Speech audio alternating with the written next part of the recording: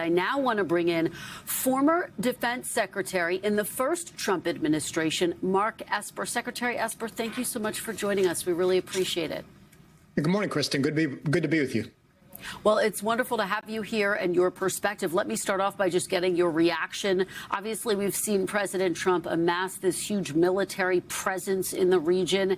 And here we are today, strikes underway that could last, based on my conversations, for days, if not weeks. What do you make of this? Well, I was not surprised that it happened after yesterday when we heard that the U.S. ambassador to Israel gave his employees their authorization to leave immediately the state of Israel. That was a tip off there. And we also know that Kushner and Witkoff came out of the negotiations on Thursday with the Iranians, very close-lipped about it, which told me that there was not progress being made. And I think the president and his team made the right call, and that is that the Iranians weren't serious, at least not serious enough to give up their enrichment program. So in my mind, those few things, coupled with the fact that we had reached the apex of our deployment of air and naval forces in the Middle East, you can't keep them there forever, right? At some point in time, their readiness wears down. So it's one of these things you got to either use them or pull them back. And I think the president made the decision, given a number of other factors, some of which he laid out this morning in his remarks, that it was time to act. Well, given your role as Secretary of Defense, you understand what it is like to think about, draw up potential battle plans, war plans. What is the best case scenario, Mr. Secretary, in this moment, and what is the worst case scenario as you see it? Well, that's a good question. And of course, it begins with what's the purpose of the operations. And I think, as the president laid out, he said we wanted to destroy their ballistic missile capabilities, production capabilities. So I assume that some of the sites that were taken out in Iran, internally to Iran, will contain some of those sites. And they look familiar to me based on my recollections. But he also talked about going after their naval assets. And I assume that was to make sure that they couldn't harass commercial shipping or to mine the Strait of Hormuz. Interestingly, we haven't seen much of that. At least the reporting hasn't indicated any strikes along the coastal areas or against the Navy. We know that Israel went after leadership targets. That, of course, suggests that they want to go after decapitation. And then the president mentioned regime change. And I think here at what he's hoping for is that there be enough pressure on the Iranian regime that the people in Iran would rise up once again, just like they did last month, and maybe the conditions would be set, or maybe further on U.S. or Israeli attacks could set the conditions further for the Iranian people to overtake the country, the regime, and push them out of power. But again, the end game looks a little fuzzy right now. We just got to see how this plays out, Kristen. To that point, Mr. Secretary, the president, the administration have indicated they believe it is, in fact, possible to bring about regime change without U.S. boots on the ground. Based on your understanding of these military operations, is that realistic? I understand the president's calling on the Iranian people to rise up, but it is incredibly complicated to bring about regime change, is it not? It is. It's possible. It will depend on the Iranian people at this point in time, and I hope that we are providing covert means to support them. I mean, of course, we know we provided last month Starlink terminals to the Iranian people to communicate with one another. Maybe we're providing them other means and assets, but it's going to be up to them at this point in time. But look, I'd say beyond that, after Operation Midnight Hammer last June, we had the Iranians on their knees. Their air defenses were taken down. Their ballistic missile forces were spent. We had set back a considerable amount of time their nuclear enrichment process, their industry.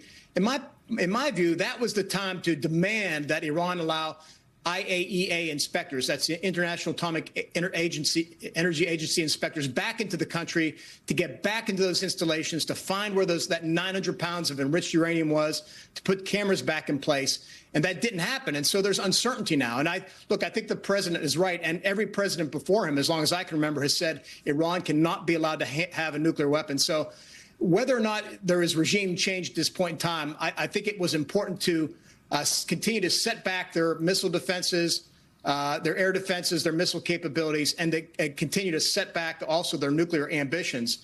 And we may have to keep doing that if we don't see regime change. Can you put this moment into broader context and why the president may have decided to strike now? How weak is the Iranian regime in the wake of the strikes that you just cited last summer?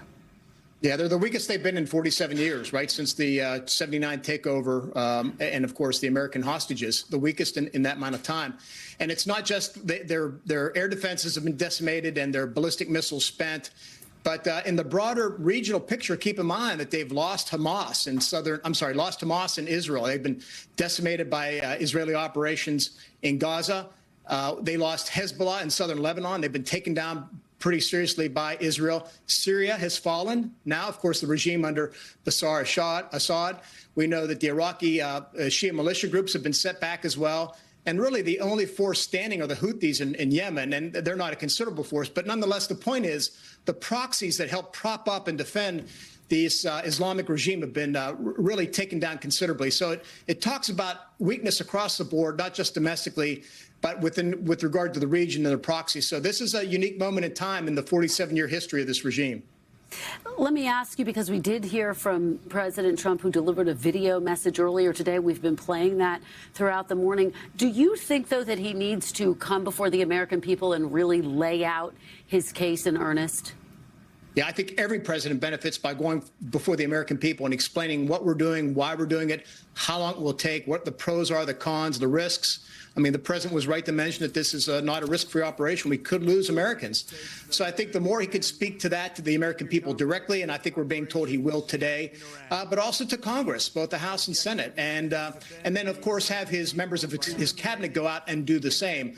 You know, when we took down Soleimani in January 2020, one of my jobs was to go out and call the respective members of the Armed Services Committees and explain to them what we were doing. And then later we went before the Congress in a closed-door session in both the House and Senate and explained the operations and what we were doing. So I think that's all part and parcel of what we do, what we should do. It seems like they plan on doing that as well, and I think those are all the right moves.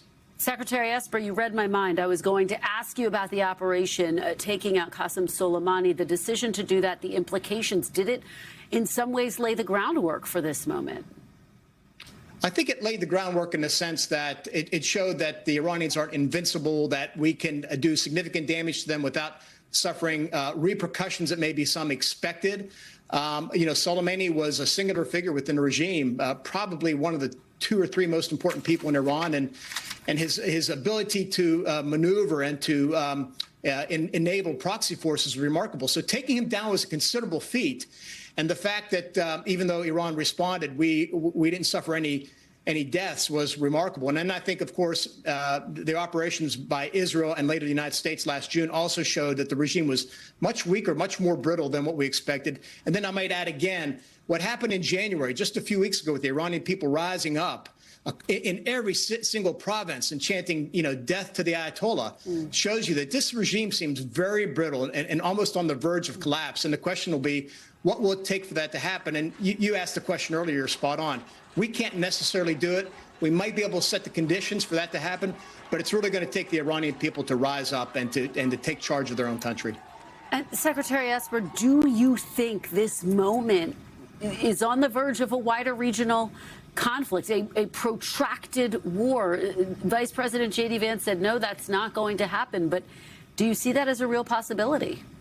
I don't think so in the sense of the Arab countries joining in. You know, of course, they thought that if they would not support U.S. operations or allow use of their oversight airspace, that Iran wouldn't touch them. And here we wake up this morning, we find out that Iran has struck nearly every Arab country in the region, whether or not they did that. So I think part of the Iranian ploy here is to try and get the Arab states involved, to kind of draw them in, maybe force them to put pressure on Washington, because it's clear that Iran doesn't have the sway with Trump that they thought he might, and the Europeans aren't getting involved. So maybe there's a diplomatic play through the Arabs, but I don't see them getting directly involved. The more precise answer to your question is, could this go on for an extended period of time? And the answer is yes, it could. Right now, I think, based on my quick read of the amount of missiles that Tehran has shot back, how they broaden out the scope of the military retaliatory responses, tells me that they think they're going to have to marshal their resources, that they see this happening for the long haul, and that they're going to hunker down, respond where they can, hunker down, respond where they can, and see how this situation plays out. Maybe the United States gets tired of the attacks. Maybe there's some type of diplomatic intervention by other countries. But I think they're going to play the long game and be more in a defensive crouch than they will trying to expand this conflict militarily. All right. Former Defense Secretary Mark Esper, thank you so much for joining us this morning. We really appreciate it. Thanks, Kristen. We thank you for watching. And remember, stay updated on breaking news and top stories on the NBC News app or watch live on our YouTube channel.